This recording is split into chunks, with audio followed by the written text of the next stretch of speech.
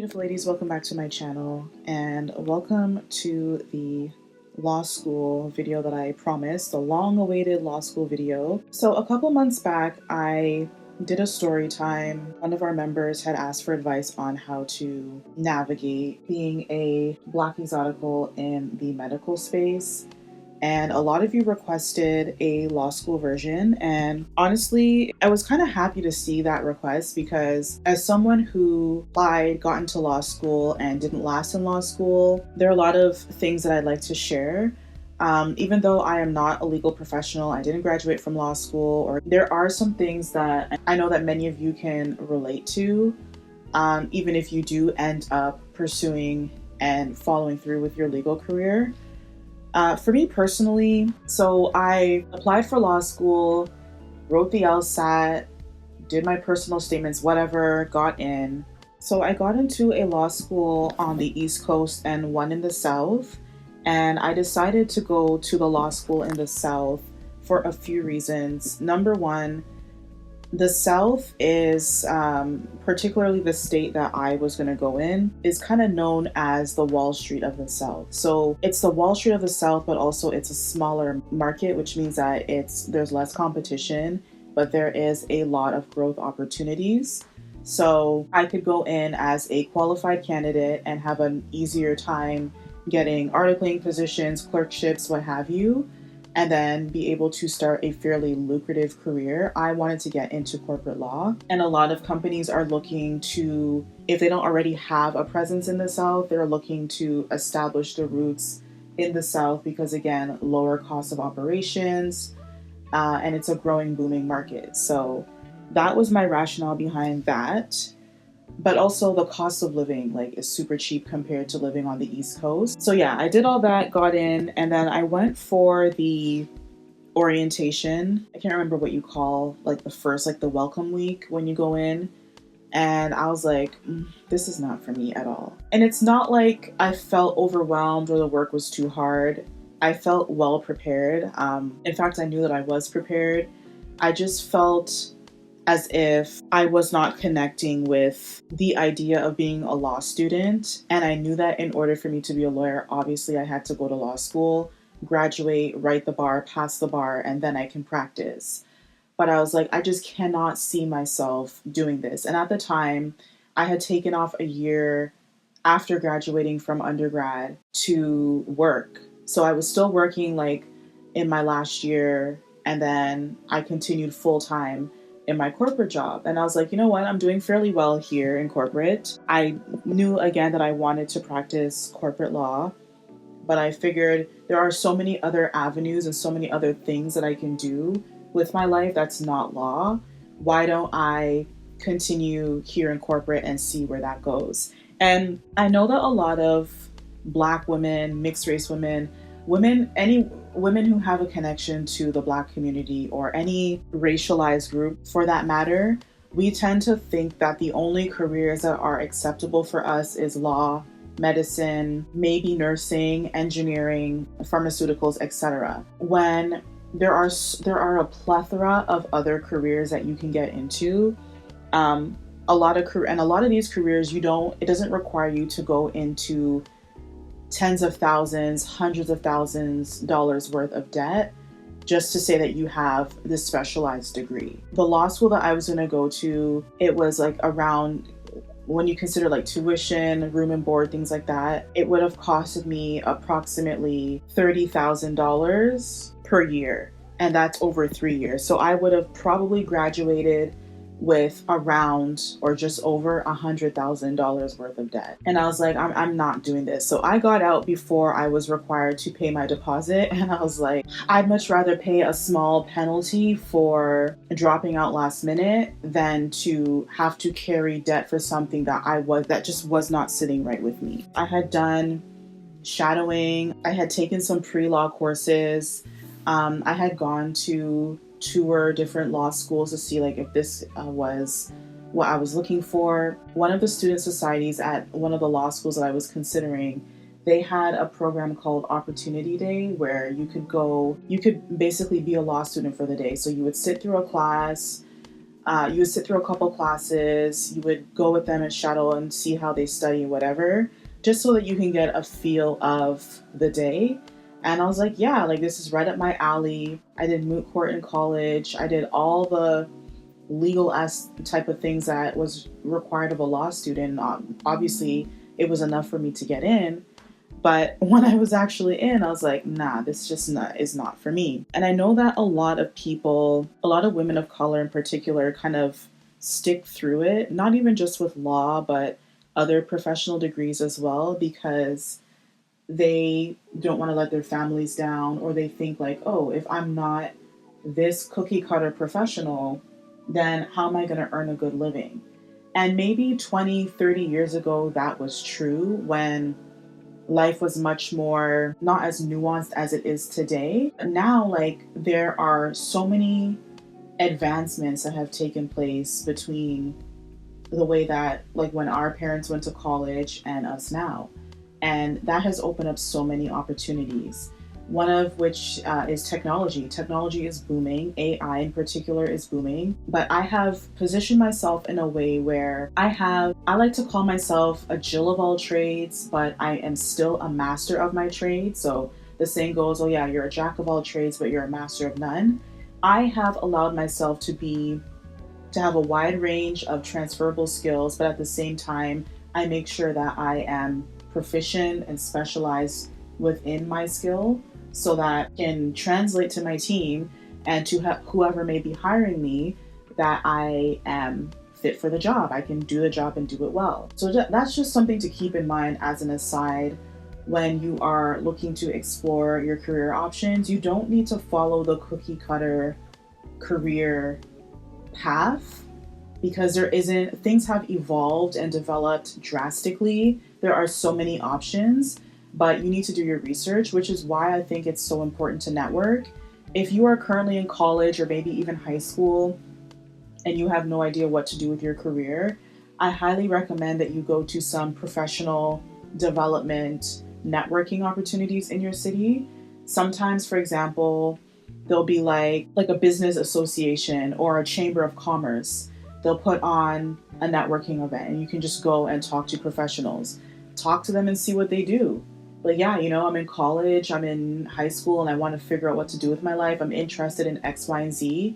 Maybe if you're interested in being a lawyer, go to their events and speak to lawyers. And a lot of professionals, they may tell you to screw off and mind your own business, but a lot of professionals, for the most part, they welcome the opportunity to mentor junior talent because they were once junior talent. They know what it's like to not know if they want to pursue something. They know what it's like to not know if their plans are going to play out the way that they want. They know a lot of them became professionals sort of as a second career. So maybe I know someone that was an accountant for years, and then later on he went to dental school and became a dentist and opened up his own practice. So having a second career, third, fourth, the average person goes through multiple careers before landing on one. That is totally fine. But for those who are still actively pursuing law, because don't get me wrong, having a legal professional is a very, very lucrative profession to have. You are exposed, not only do you have the potential to earn some really good money, you are exposed to literally the elites of society because you represent the elites of society. And so you're kind of unspokenly trained on how to navigate certain spaces that the average person wouldn't have access to. Not only do you have great earning potential, but your quality of life will drastically improve when you're a lawyer. And if you decide years down the road that you don't want to continue with a legal career, I know many of my law school friends who went on to practice law, they were like, yeah, I don't want to do this anymore. I had a friend who entered politics and was elected as a city councilor. I have another friend who they have like a senior management position with their local city. So having a JD doesn't just stop at you practicing law. Having a JD can open doors for you that will really kind of shoot all the other competition out of the way and sort of position you in a way where, you have skill set that employers would really value and want. So my first word of advice, if you are thinking about pursuing a legal education or you are currently pursuing one, is to connect with the legal associations near you or the legal associations at a local law school for support. So for me, it was the Black Law Students Association in my local city. They had a scholarship where you could apply for their LSAT prep course. So you apply for the scholarship. They connected me with the top LSAT prep course in my city, and that really helped to improve my LSAT score. When I first wrote the LSAT without any prior knowledge of like what it was and how it worked, my score was, I think it was like a 140 something. It was horrible. And then after I took the course, thanks to Balsa, I scored like 160 something. These professional degrees have a high barrier of entry because like they tend to be expensive. You have to first of all pay for every single law school that you apply to. You have to pay for them to process your application, whether you're accepted or not. And if you're applying to multiple schools, that could run you up to like over $1,000. LSAT prep can run up to, depending on the type of course that you take and like how often you go, it can run you up to a couple thousand. I took my course over the summer, so I was pretty much there, I think a couple days a week from like 9 to 3. So it was almost like I was doing summer school. And so obviously it was expensive. So there are multiple legal associations that have similar resources, or they may have their own in-house LSAT prep. I highly recommend that you just do your research. Another thing that I noticed when I was in my short time in law school and what I heard from some of my peers is that there is an issue with performative overachieving, where you'll hear stories about like you're like literally in your first semester of studies, and you hear people saying like, oh, I already finished all the readings for my 1L program. I'm so far ahead. And they'll kind of like say in a way like, oh, like, look at me, I'm on top of things. And then if you, of course, have only finished the readings for that week, kind of saying it in a way to make you seem as if you're not as serious about your studies. And it can cause you to question whether or not like you really do belong in that space. And I'd like to caution you against doing a practice like this. It is not required of you to finish all of your readings, all of the case studies for the entire year in the first week, month, or even semester of the program. If you're going to survive, you need to learn how to work smarter and not harder. A lot of people, they just read like the briefings or the summaries, and it still gives them the meat and potatoes of what they're going to be studying and what they're going to be tested on at the end of the semester. And you also have to consider the fact that you have other courses, other commitments. Some of you may be volunteering, helping out your local legal clinic, for example, on the side. You still may have a job.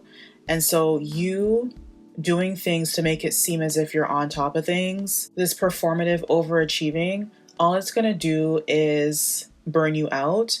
And quite frankly, this is a form of high functioning anxiety where people who do this, they do it to try to convince themselves by first trying to convince others that they're doing better than everyone else.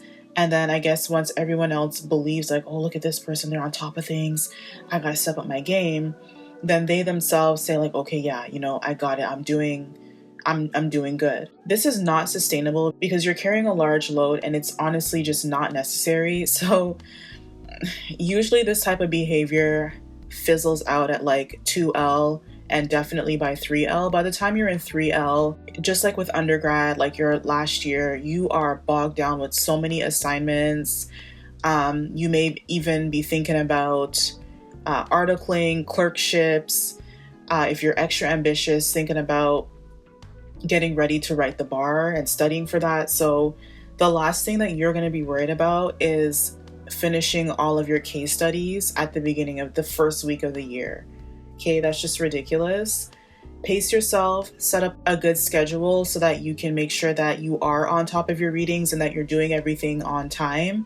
And that not only are you reading it for the sake of just completing it, but that you are understanding and comprehending what the article is saying to you. And a lot of times, again, that's through summaries, that's through having study groups so that you can glean knowledge off of your peers. One of the things that I noticed when I was in law school and what I heard from my friends was that there's an issue with nepotism.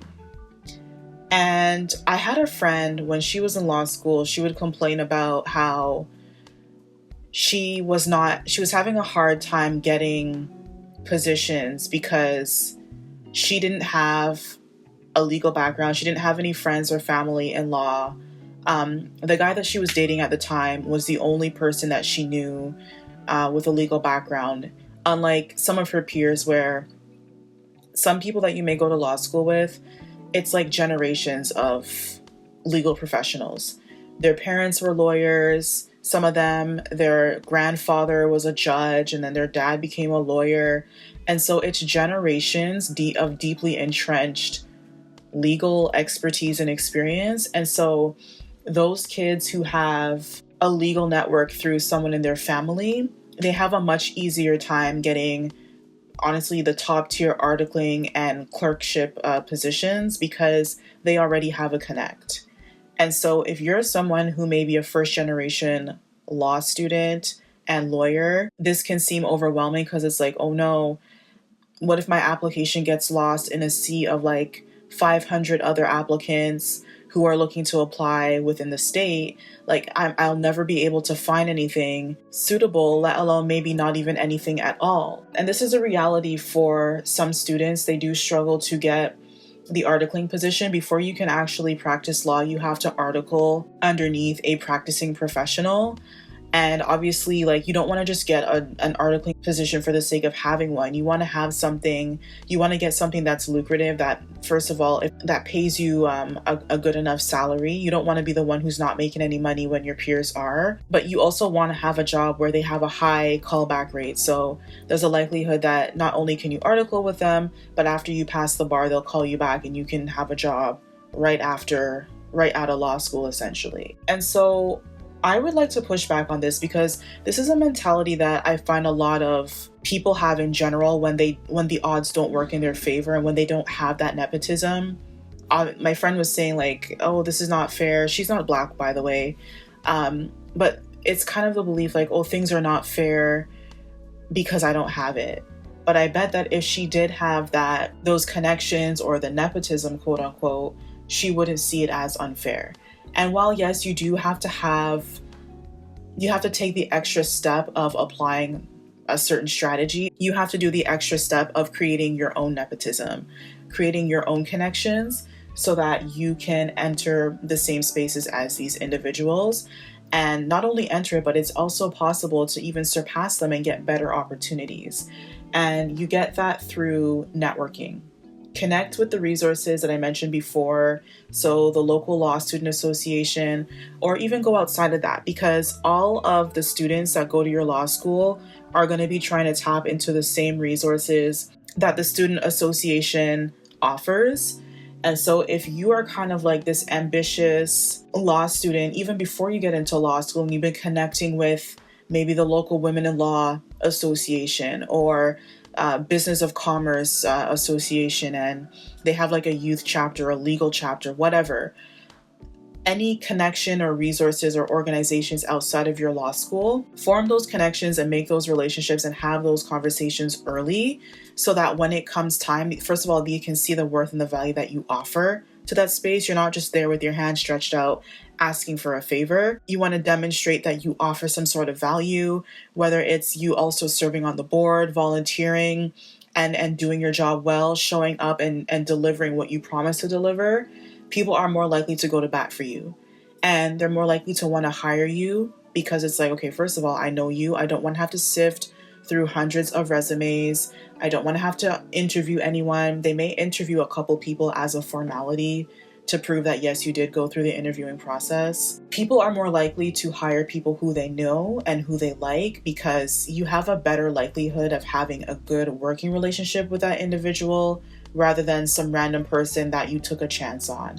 So again, you create your own networks, you go to those networking events. A lot of law firms will invite law students to come to their networking events. Sometimes they'll have their own private events. So maybe the big law firms, if you want to get into big law, the big law firms in your organization sign up for their mailing list. And even if they don't reach out to your law school, you have some intel that your peers won't have. And so it helps to reduce that competition. Sign up and go to their networking events so that you can rub shoulders with the lawyers there, get your name out there. They can see your face and be like, okay, this is a person. You can even offer to volunteer while you're in law school so that when that opportunity comes, you've already demonstrated that you are willing and committed and you can do the work, and you may be more likely to get hired and get those positions that you're looking for. And honestly, this tactic applies to any career that you may be going into, especially if you are a Black woman who carries herself well. You are not the stereotypical girl who thinks that it's appropriate to go into the workplace and be ghetto. You'll find that there'll be more doors open to you, especially if you carry yourself well, you look well, you speak well, you're able to articulate your thoughts well, and you're a lawyer. It's like, okay, you are interesting, you're a legal student, and you don't look like the typical nene. Like, okay, sure, I'm intrigued by you. Let me give you a chance. But as a word of caution, when you are joining these student associations, be very, very careful of the typical SJW, DEI type of talking points that tend to float around and cross over into these spaces. Regardless of what your political stance may be on certain things, like unless you are specifically looking to pursue like family law, or you're looking to get into like the SJW type of sphere, which I know there's a lot of law schools that actually do have a concentration for social justice. Unless you are going into those fields specifically, I would keep the whole DEI, SJW rhetoric out of the conversation. Obviously, use those resources to your advantage. So if there are scholarships specifically for Black students, Latin American students, whatever, obviously take advantage of that and use that. That's a way that you can privilege stack. That's a way that you can create your own nepotism. Don't go into those spaces with your fist in the air talking about how underprivileged you are, how disadvantaged you are as a Black person, and well, that's why you need to hire me, because you kind of owe it to society to sort of do your social good and hire this disadvantaged Black person. If you try to enter a corporate legal space like that, you are going to kill your career before it even starts. People in those spaces, they don't give a shit about how disadvantaged you think you are. They're about the money and they're about the results. You need to demonstrate that you're also about the money and also about the results. You have to learn how to play the game, and a part of playing the game is keeping your opinions to yourself. I need more Black women to do away with the thinking that we are innately disadvantaged because, Black people have gone through racism just like any other group on this planet. But in the Black community, we sort of have this belief that we are innately disadvantaged, and so other people have to take pity upon us and give us opportunities because they pity us and not because we are qualified. And again, when it comes down to these DEI initiatives, a lot of them are disappearing as corporations look to shift their focus towards other things, and the legal sphere also falls within that. So again, like if you are trying to get into like corporate law, like anything that is outside of the social justice space, it would behoove you to lead with your qualifications and demonstrate that you deserve a seat at the table just like anybody else. Employers are looking for top talent. Employers have a hard time finding top talent, especially with Gen Zers. Gen Zers are known to be, no shade to anybody, but employers have reported that employees are not as motivated as previous generations. And so if you are a Gen Zer or even a millennial coming into the space and you have good work ethic, you show up on time, you stay on task, and you are able to get your work done properly, this will work more so in your favor, even if you do not have like a strong enough grasp of the legal profession yet. Those are skills that can be coached and mentored and developed over time, over a work ethic. You can't teach someone how to be a good worker. And so use that to your advantage.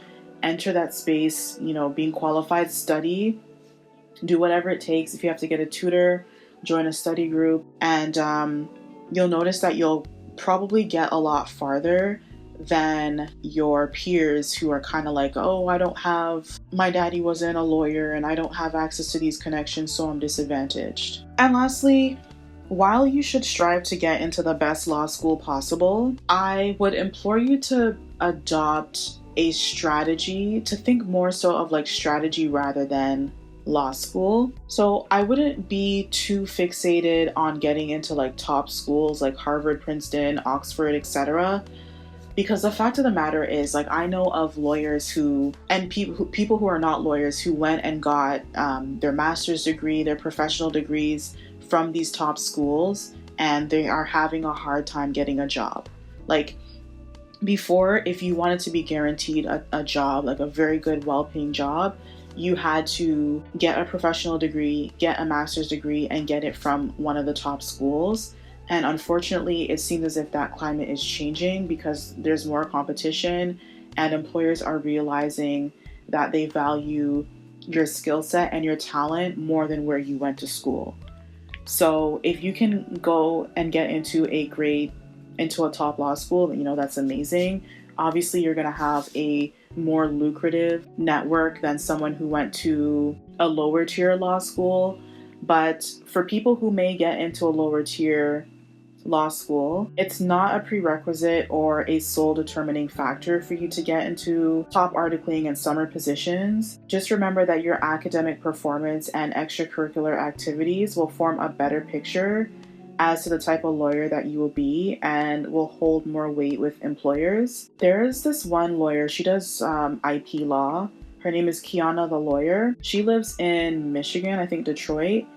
And she went to what many would call a lower ranking law school in Michigan, but she is now one of the top lawyers in Detroit because she built her success by building a brand on social media. So she went into that law school, and I think she shares her story online, so you can look her up on Instagram and TikTok. She went to a low tier law school, but now she's probably doing better than most of her peers, including people who may have went to top law schools in that area. She's doing much better than them because she built a brand. She was able to learn the law, but then she was able to apply it in a way where it was palatable and useful for the public. And now she works for herself. She owns her own business and she's making very good money doing so.